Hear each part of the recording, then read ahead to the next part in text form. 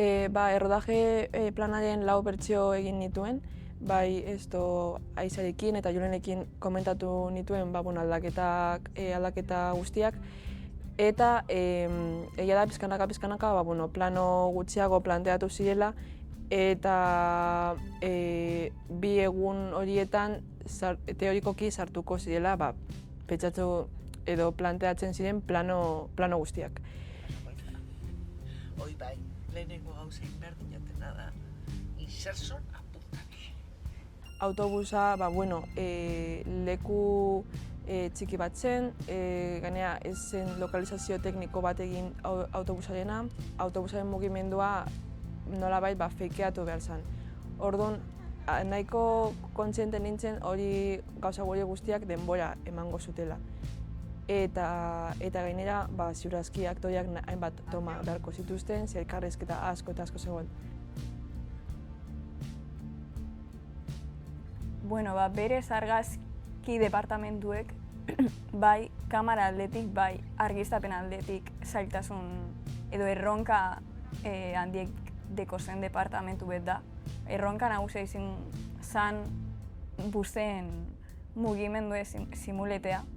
Orduen, simulazio hori praktikan jarri behar ginen modu ezberdinek aukin ginen zen buruen, baina batzuk iteko teknikoki ideia bat aukin behar zinen buruen hau hola nahi bada.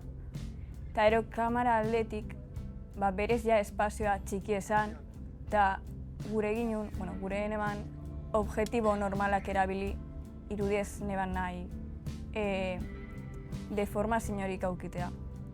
Orduen, hori zailtasuna izin zen, ze askotan egon behar nintzen tetsuari pegeta. Gidoia irakurritza lehenengo momentutik ikuste zen, tanto lekuan txio como rodajiak abaz izatea eta eukiko ginula argiztapen eta argazki aldetik arazo nahiko ondixen.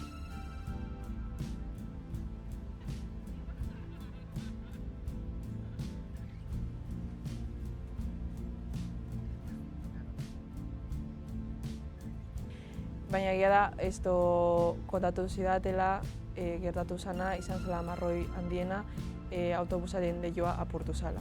Lehenengo deskanso etxengo zela, rodaje osoan ezoanein aize errefaga bakarrean ozan, eta foko bat jauzi zan autobusan kontra. Eta horrek ekarri zoan, rodaje plan osua aldau behar izatea, eta justo gaina zen, grabau ez ginen aldeko bentania. Orduan atzeko aldia aldau behar ginen, baina jakin ginen horrela eramaten.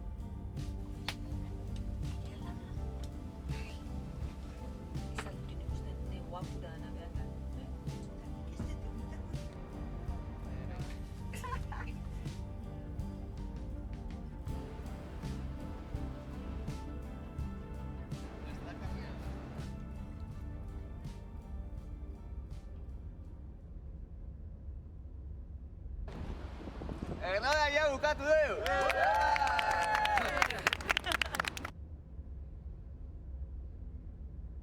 Garrantzitsua zen nik uste dut, momentu horretan batez ere aurrera ateratzea.